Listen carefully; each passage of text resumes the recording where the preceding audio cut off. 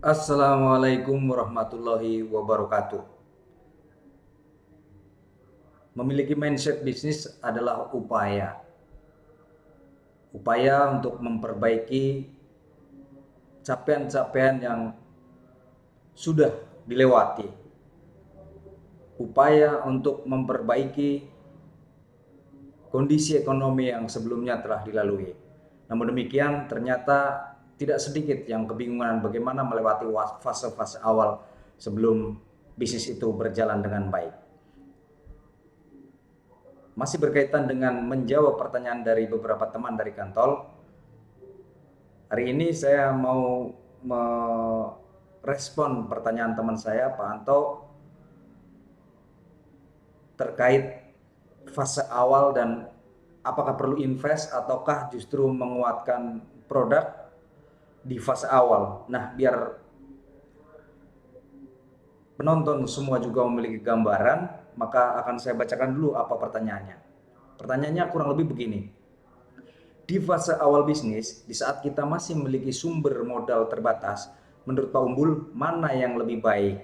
Invest tools untuk menunjang kapasitas produksi yang lebih banyak atau tekun menjalani kapasitas yang kecil dahulu sambil saving? Sebagai informasi, dilema untuk opsi kedua adalah lead time untuk produksi yang kurang efektif. Baiklah, sebelum saya melanjutkan menyampaikan opini saya berdasarkan pendapat dan apa yang ada dalam pikiran saya. Untuk yang baru pertama kali, saya akan sangat mengucapkan terima kasih apabila para penonton berkenan untuk like, subscribe, komen, dan share. Terima kasih, semoga Anda semua sehat selalu. Baiklah, kembali kepada pertanyaan Pak Anto. Tentunya sebelum saya jawab, saya juga akan sedikit memberikan catatan kecil bahwa pendapat saya tidak melulu tepat, tidak melulu bisa merepresentasikan sebagai seorang pengusaha. Tapi setidaknya eh, apa yang nantinya akan saya utarakan adalah yang ada dalam pikiran saya dan jika saya berada pada posisi Pak Anto dan belum ada embel-embel posisi saya saat ini. Jika saya berada pada posisi Pak Anto, maka pertama akan saya petakan bagaimana respon pasar sebelum saya memutuskan untuk investasi ya untuk pembelanjaan peralatan untuk menunjang kapasitas produksi. Nah, jadi hal yang paling utama sebelum Pak Anto memutuskan mau invest tool atau bertahan dengan kapasitas produksi yang kecil itu tergantung situasi. Nah, sekarang udah berjalan berapa lama, Pak Anto bisa petain tuh bagaimana kapasitas produksi sekarang, kebutuhan pasarnya bagaimana. Nah, jika Pak Anto udah bisa menarik data dari dua poin tadi, ya tentunya keputusan itu bisa Pak Anto ambil.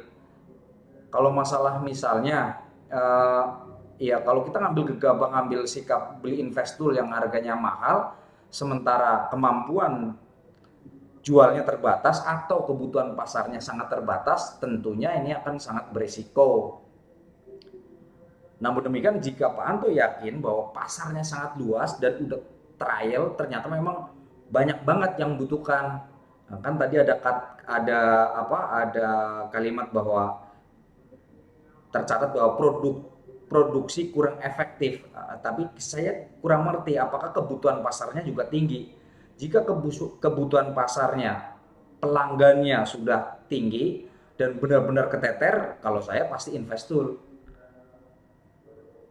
Nah, tapi untuk memutuskan investul ya kita harus objektif terhadap diri kita sendiri. Kita harus evaluasi selama berapa periode, benarkah kebutuhan pasar tinggi atau pada saat momen-momen tertentu saja pasar membutuhkan produk dari Bapak. Nah, ini penting sekali untuk mengantisipasi salah pilih opsi gitu.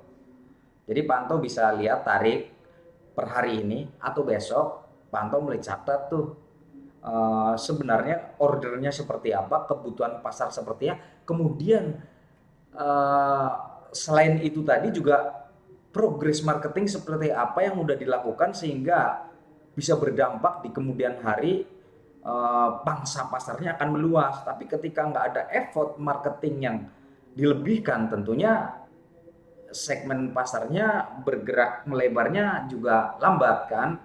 Nah, kalau mengambil keputusan salah beli investor gitu, otomatis kerja kerasnya adalah uh, ya melebarkan informasi kepada banyak orang dengan harapan uh, kebutuhan produksinya bisa tinggi karena udah ada investasi di supporting equipment. Tapi untuk bijaksananya agar bisa mengantisipasi hal-hal yang tidak kita inginkan, apakah ini akan macet atau tidak, produk ini apa kategori produk-produk evergreen yang terus akan diminati sepanjang masa. Nah, ini butuh dianalisa lagi. Nah, misalnya produknya ini memang produk yang udah pasti akan dibutuhkan tiap saat. Semua orang akan butuhkan, semua orang akan menyukainya gitu. Artinya kan tinggal kekuatan marketing kalau memang kebutuhan itu adalah kebutuhan yang pasti dimiliki oleh semua orang. Jadi semua orang membutuhkan produk tersebut, ya mau nggak mau investor. Tinggal pola marketingnya dilipat gandakan.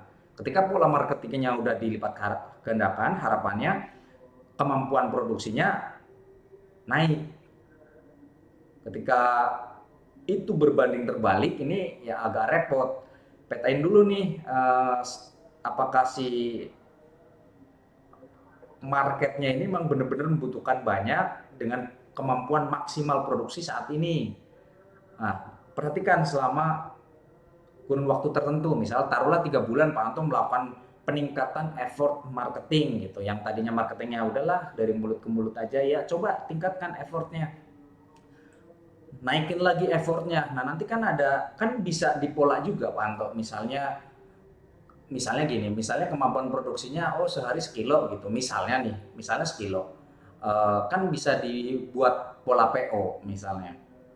Kalau ini jenis produk yang tidak langsung basi seketika gitu ya.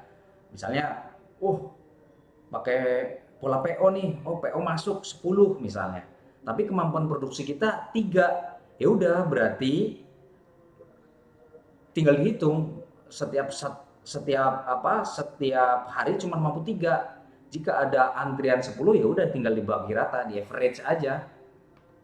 Kan begitu. Itu mungkin lebih ideal, bisa meminimalisir resiko dan nggak menghambat bisnis.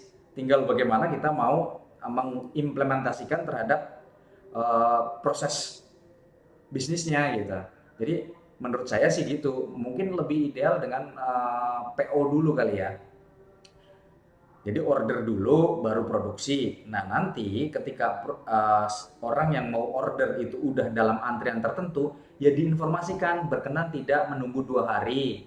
Karena nih antriannya udah panjang, jadi udah tahu. Jadi nanti pakai first in first out gitu. Kayak teorinya orang-orang ekonom gitu ya, orang-orang dagang gitu. Jadi PO masuk 5, tapi kemampuan produksinya 3. Berarti ya udah, berarti 2 hari lagi ya Bu, barang baru bisa kita kirim gitu. Kan tinggal bagaimana membangun komunikasi yang baik. Menurut hemat saya sih itu dulu kali ya.